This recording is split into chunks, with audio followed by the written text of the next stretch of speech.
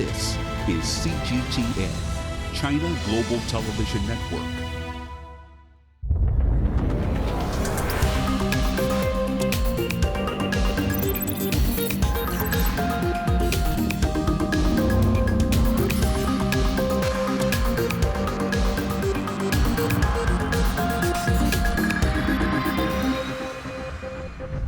I'm Jo Colin in Liverpool to find out how a heat-seeking drone is combining astrophysics and artificial intelligence to help protect endangered species.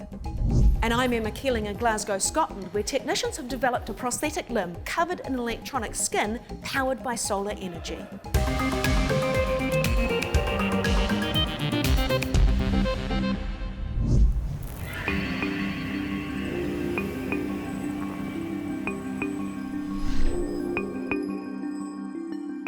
Climate change, habitat destruction and exploitation have led to the loss of half the Earth's wild animal population.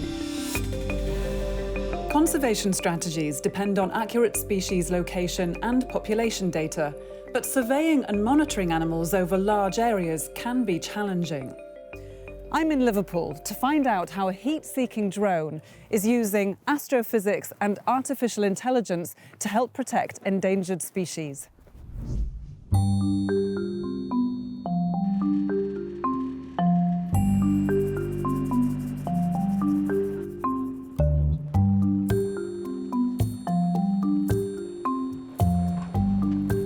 A multidisciplinary team of astrophysicists and ecologists at Liverpool John Moore University have been developing the drone technology. Claire Burke has been part of the research group for the last 3 years.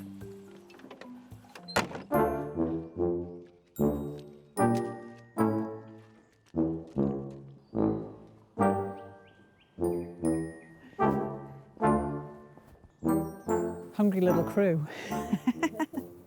So Claire, does this look like a typical day at the office for you? This is one of my more typical days, yeah. We try to get out here a couple of times a month if we can. Really important for us to gather lots of data on the rhinos, so we're actually quite used to seeing these particular rhinos on a pretty regular basis, yeah. So you're an astroecologist. What is that exactly? This whole thing came about through a conversation over the back fence between two professors, a professor of astronomy and a professor of ecology. Literally over the back fence? Literally over the back fence. It might have been on the bus to work.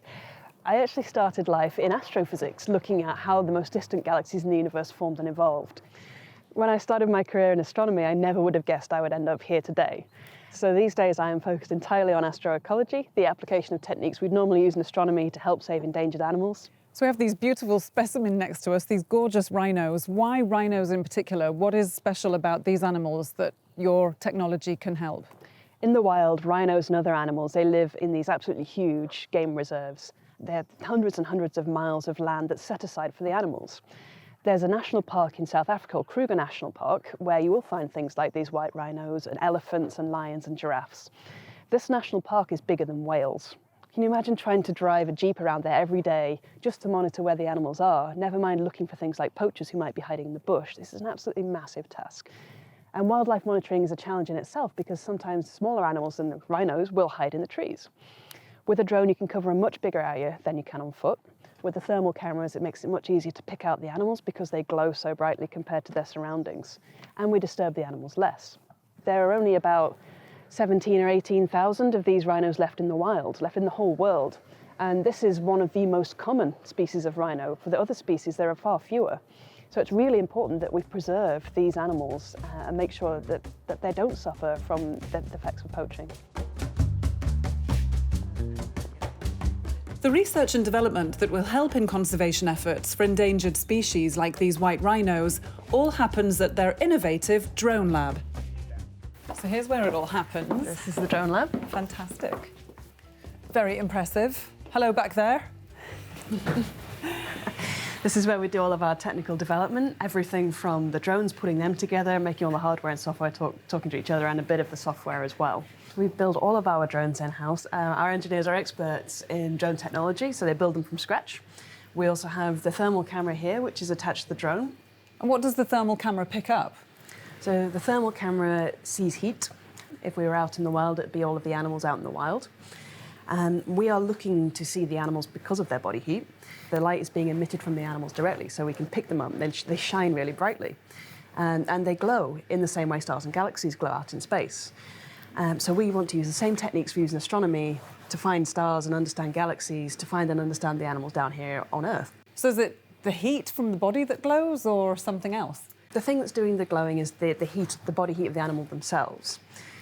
We feel it with our skin as heat, but what it actually is it's light.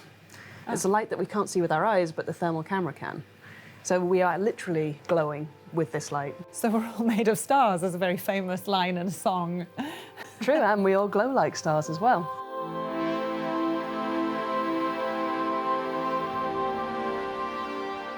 In astronomy, infrared cameras on telescopes have been used for decades to understand how the universe formed and evolved. The infrared astronomical images that are captured show the stars and galaxies glowing on a dark, cold background, and algorithms are used to find and classify objects of interest. Now, those same techniques are being used for picking up the glow of animals from above. So how do you then get your technology to do what you need to do in terms of ecology and conservation in the field? Mm-hmm. Once the thermal camera has seen an animal in the wild, it's picked up its thermal fingerprint, its glow.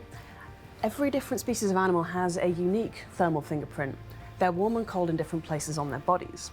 So once we found this, we decided we want to train a machine learning algorithm, like an AI, to be able to tell the difference between different species of animals automatically as the drone is flying around, using this unique thermal fingerprint. So the information from the drone comes from the camera, and it will be processed by an algorithm. We have a tiny computer that lives in the box there on the drone that does all the processing as the drone flies around, and then it tells us what it sees. So for example, in this room, we're just seeing people. Out in the wild, we will see rhinos, chimpanzees, orangutans, elephants, anything that's out there, really. So different species have a different, unique thermal fingerprint. So if the camera is on, so if I stand back here so the camera can see me, let's see if it recognizes. Is it going to say human? 99% person. It's 99% sure that I'm a person. Yes. So do people have the same thermal fingerprint? It goes by species. Every individual is unique, obviously. So the pattern of warm and cold on our bodies is generally the same for people or for every different animal. But as an individual, you will have slightly different thermal patterns on your body to anyone else. You see my nose? Oh, yeah. I've always got a really cold Why is your nose nose. dark? Oh. So if people tend to have really cold or really warm noses, I don't know why I haven't spoken to an anatomist about it. Interesting. Your nose looks like it has frostbite. Yeah. Doesn't matter how warm I am, my nose Okay. always looks cold. Whereas if you stand in front of the camera, you might have a I warm might have a warm... I have a warm nose. So you have a warm nose. I have a warm face, the entire face. But I'm going to put my hand on my chest to see if it leaves behind a heat handprint. Yeah, look, it leaves the heat behind. That is so funny. And of course, hair doesn't emit any heat. It's very good at keeping your heat in. Right. Your hair is a very good insulator. It's really good at keeping your body heat in. Even though your head is really warm, Yeah. it looks like your hair is very cool. Well, let's get back to talking about this algorithm that's pretty genius. So what are we looking at here? This is what the thermal camera will see as the drone is flying around. Here we're looking at the chimpanzee enclosure at the local zoo. So you can see all of the chimps moving around. They're much warmer than their surroundings, so that's why they're so bright and the background is so dark. The machine learning algorithm is picking out each of the chimps because of their thermal fingerprint, drawing a box around them. So you can see here it's labeled, this is a chimp. We've got some birds moving around, so they were ducks in the water. So how does it work? This is the result of a machine learning algorithm. We have trained an algorithm to be able to recognize different animals. And the more images you show it, the better it will become at recognizing that animal or any other object that you want it to see. It takes a long time to train a machine learning algorithm. For it to learn what a new animal looks like, it has to see thousands and thousands of images of that animal. We can currently recognize 10 or 20 different species of animal. So just by entering data about the thermal fingerprint of each individual species, this camera is able to say, that's a baboon, that's an orangutan, that's a spider monkey, that's a chimpanzee. It literally is going to be species specific. That is the aim, yes. I know that a project you have underway at the moment is spider monkeys in Mexico. What's the purpose of that particular project? We're currently running a citizen science project. It's called Spotting Spider Monkeys. We flew our drone over the forest a little while back, the forest of Mexico, looking for spider monkeys. Spider monkeys are really important for the forest because they eat fruit and they disperse the seeds around. But the spider monkeys, they move around a lot, they're hard to track. So we went and found a load of them with the drone. The comparison of drone footage with and without the thermal imaging shows just how effective the drone is. The footage will now be used to train the algorithm to identify spider monkeys so it can be used for monitoring the endangered species. Every animal is important for its ecosystem, and it has a part to play, and these ecosystems have evolved over hundreds of thousands of years to be in a really good balance with each other. If you lose one species of animal from that ecosystem, then the whole balance is upset, and large parts of the forest can suffer. Well, I'd love to see the drone in action. We go out to the local safari park. Knowsley Safari is where we go and gather lots of data, and we test our drone system as it is developed. We're going to go out there and gather some thermal data later on today. Perfect.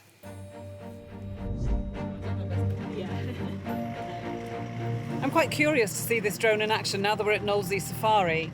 We have seen the images on the computer screen of the aerial footage picking up the glow of wild animals. I think to see it in action is actually going to be quite fascinating because we now know that there are plenty of species all throughout the safari, and now picking them up in real time with the heat-seeking camera mounted on the drone, I think it's going to deliver. Right. Flying the drone today will be Serge Wich, a conservation biologist who I heard started the collaboration with the astrophysics department in quite an unusual way. The majority of my work is really trying to find animals, trying to monitor them. I was talking to Steve, my astrophysicist colleague at LJMU, while we're in our backyards, because we're neighbors, about how we were going to analyze those data. And then he said, oh, I can help, maybe. And I was like, oh, are you just being very friendly, that you're willing to go through the data and try to look for animals? Being a good neighbor. Yeah, exactly. And then he said, no, in astrophysics, we use algorithms to look at stars because they are warm bodies against a very cold background. And then I was like, oh, that's what he means, to apply the algorithms that they use in astrophysics actually to the animals in the thermal data that we get with drones. And that's the start of this rather odd collaboration between ecologists and astrophysicists. There's my colleague Steve over there, the astrophysicist. The drones are all set up, so we should all be ready to go. Okay, and collect he's some had time data. to set up all your equipment. Yeah, he's a good guy. He does that. Hey Steve, how are you doing? Hi, I'm Joe. Nice to meet you. You're now the famous neighbour who had the conversation over the back fence, is that right? That's absolutely right, yeah. That's how this all got started. Isn't that fantastic? It's so lovely. You'd never put astrophysics and ecology really in the same place. Absolutely. And here you are working together. Yeah, never would have, before meeting Serge, I never would have put them two together. Absolutely not. Same here. It's yeah, really by chance that we are living together or in the same street. The home point has been emptied. Take off. Okay, I'll take off.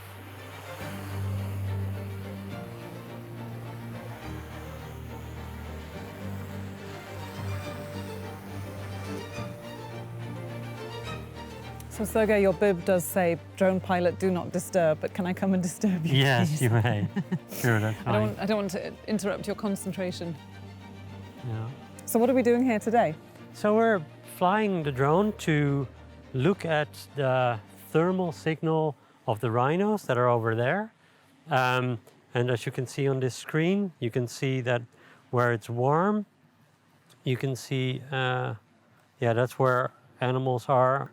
You basically see a car here and the rhino over there. It's a little bit hard to see because of the reflection of the sun, but I'll fly a little bit further and yeah, let's see if we can find some rhinos. There should be some rhinos here. Are they hiding from us? No, they're just a little bit hard to see. It might walk over there. Okay. So I've got a little bit better visual over where the green parts, which is not very warm, and then the whiter and redder bits are where it's warm. So probably here you see a rhino. Can you tell me about the first time you used this technology? Yeah, so we were one of the first using this technology for conservation work, and it's really something that happened because these systems became affordable and small enough that you could put them on a drone. Before that, they were just too large.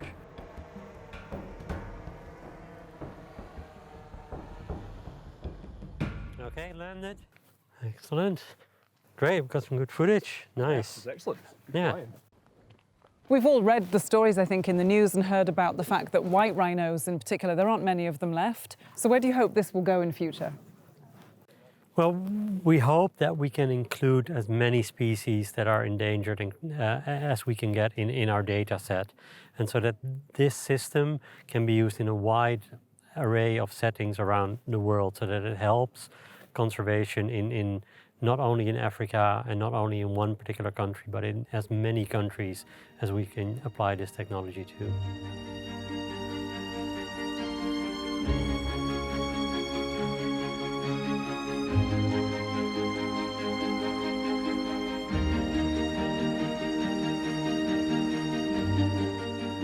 Astronomy is obviously fascinating. It's really interesting. We're asking the biggest questions about our place in the universe and how it came to be. But for me, taking all of that knowledge and understanding from out there in space and bringing it back down here to Earth to make a real difference to some of the biggest challenges facing the planet is the best thing I've ever done.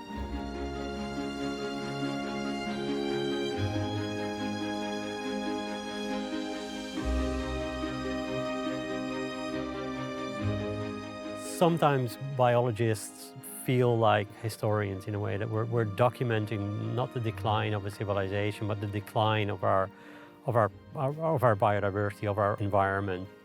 The planet, the survival of the human species depends on the environment. Without the oceans, without the forests, without a good functioning ecosystems, we won't do very well. We might survive, but it's not going to be as it is now.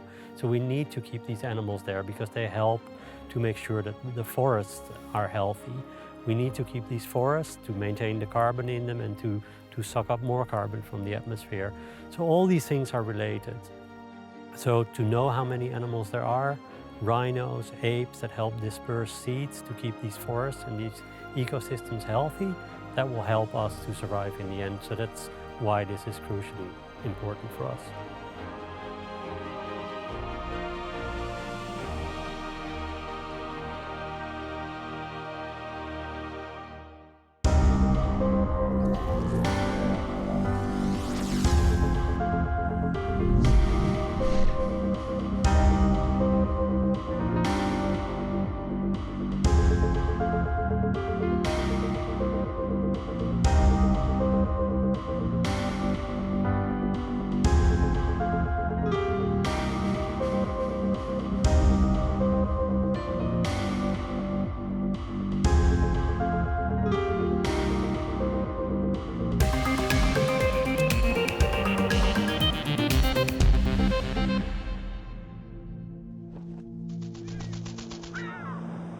How will your world change today?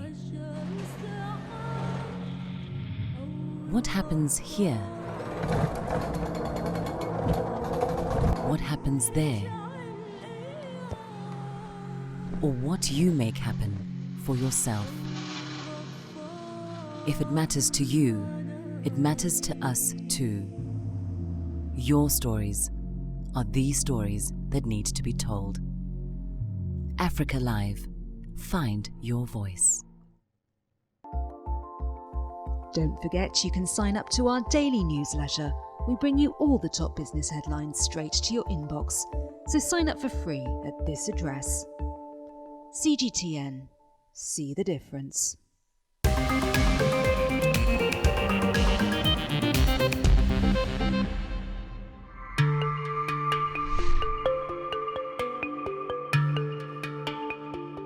Every year there are around 1 million amputations. That's 1 every 30 seconds. Not everyone can afford a bionic limb or even a prosthetic.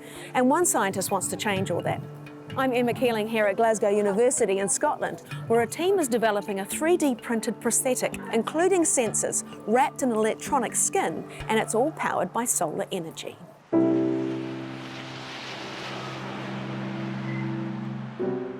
6 years ago, Corinne Hutton had her hands and feet amputated after suffering acute pneumonia and sepsis, which nearly killed her.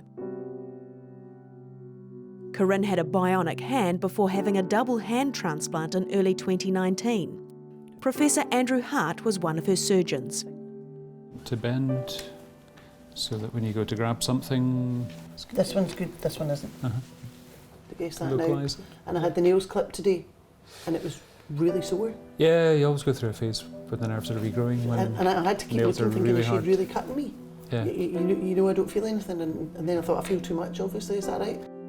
When you did lose your hands, what was it that you missed the most? Well, I'd learned to do so much with my stumps, if you like. I'd learned to, you know, carry on with life and do what I needed to do with them. But yeah, ultimately, there were just things that were beyond me. Anything that was small, like a zip or a lace. What I got annoyed about is not being able to touch and feel. She set up the Finding Your Feet Foundation to support other amputees. Anything to mirror as close as possible the human hands and what they do. It would be a game changer. Absolutely. Yeah, it's just mind-blowing how much your hands do that I didn't respect and I didn't appreciate. I don't think anyone does until they're not there.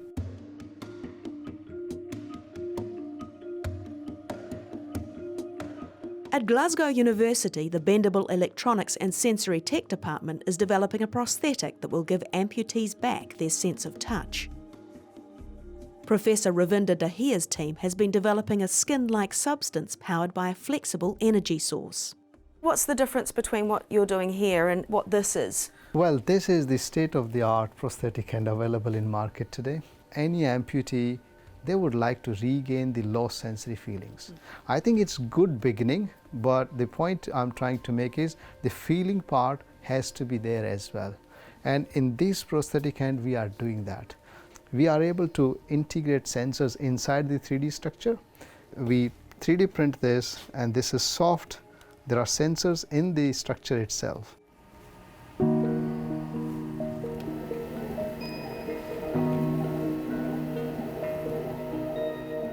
So a big part of what you're doing is to keep the cost down. You know, what role does 3D printing play in that? Well, 3D printing is, it allows the customization. That's actually a key part. And then after 6 months or 1 year, you need to replace a costly hand. That's actually going to be quite discouraging.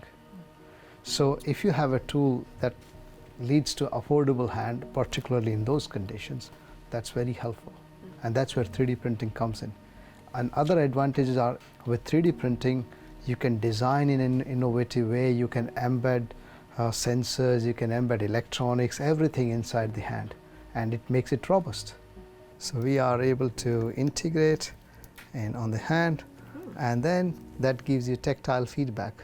So in a sense, how much pressure you are applying when you are grabbing an object, so that allows you to grab either soft object or hard object. It sounds impressive, but will it work in the real world?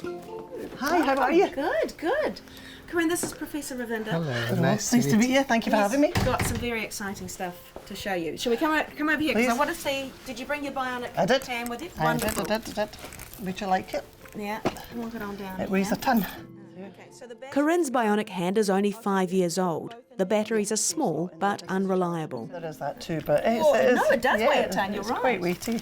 Wow. And how long would the charge last? Awkward, sometimes it would last 5 minutes and other times it would last hours. And it would freeze in exactly the wrong moments when you're attached to something. Right. And suddenly the battery would go and you can't release from it.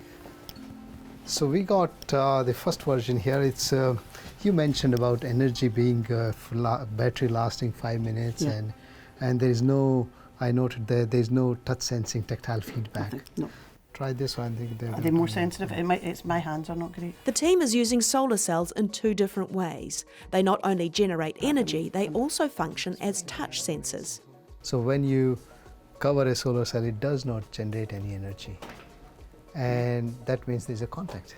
Okay. So we are exploiting these this simple thing. Science.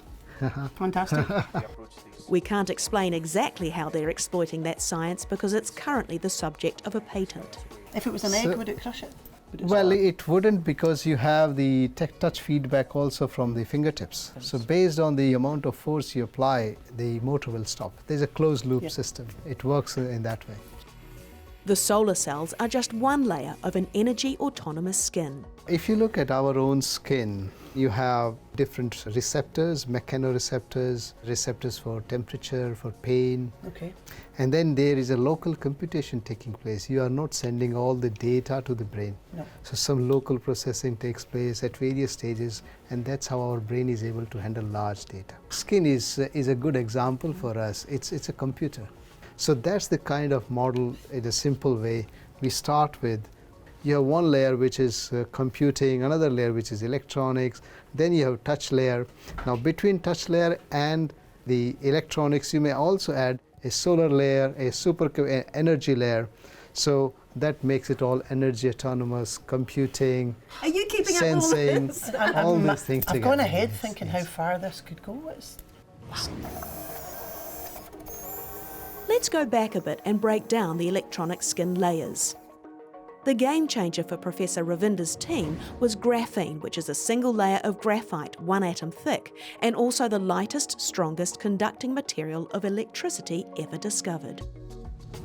And that's one sample you see here, which is graphene is transferred on top of plastic, and it's flexible as well as transparent. It's highly conductive, which means it will need less power, which also connects to our other story that, energy autonomy. So you don't want a battery, you don't have to have a battery connect. If you have to plug in every now and then, it doesn't make sense, it's not convenient. So if you could have something that generates energy, that's interesting. Using graphene, the team have developed a specially designed supercapacitor which can charge and discharge quickly. The charge is stored in the middle between two electrodes. On either side of those is graphite polyurethane composite, which is porous and lies next to the graphene sheet, which is the conductor of energy. A substrate holds it all in place. The supercapacitor layer covers the prosthetic and can deliver 2.5 volts harvested from integrated flexible solar cells that power the motors and the final graphene-based transparent touch-sensitive layer. All you need is, for moving hand, you need quick power. Yeah. You don't require that power all the time. Yeah. So that quick power is good enough. You come from the supercapacitor. And it gives you touch feedback, tactile feedback, temperature feeling, pressure feeling, etc. The camera has to see Corinne's face right now. I'm following it. I'm just not quite believing it. It's incredible. Another problem they're trying to solve is wounds on the skin caused by friction inside the prosthetic. They've developed an antibacterial nanofibre which coats the inside of the limb. If you have a coating, prevents or accelerates the healing. As well as prevents damage? Yes. Oh, yeah. Sorry, my mouth must be open the whole time. It's incredible, isn't it? You looked pretty blown away in there. What do you think? I think it was obvious from my face. So many interesting, incredible directions are going on, in science in general, but for me, prosthetically, and even the healing of the stumps and things, that's just incredible, isn't it? Absolutely incredible. All this technology could be used in other areas such as robotics and health monitors. But perhaps the most amazing thing is Professor Ravinder thinks he can deliver his prosthetic to the market at a cost of $200 per limb. The cost of current bionic limbs can run into the thousands. So how do you think something like the prosthetic that they're developing, how would it change the life of an amputee? Well, it's hard to say because I never had one that touched and fell. I only knew what it felt like not to. So I'm assuming that the more you can add these things in, the closer you're getting it to being like the human hand, and even what they were talking about is going beyond that, isn't it? And being superhuman. That's just incredible for me and the amputees that I work with, to not just help them feel human, but to actually make them feel better than human is a message that we've been trying to promote for a while. It's incredible. Blown away, absolutely blown away. My head is really nipping. Nipping? Nipping. Very Glasgow. That's a very Glasgow word.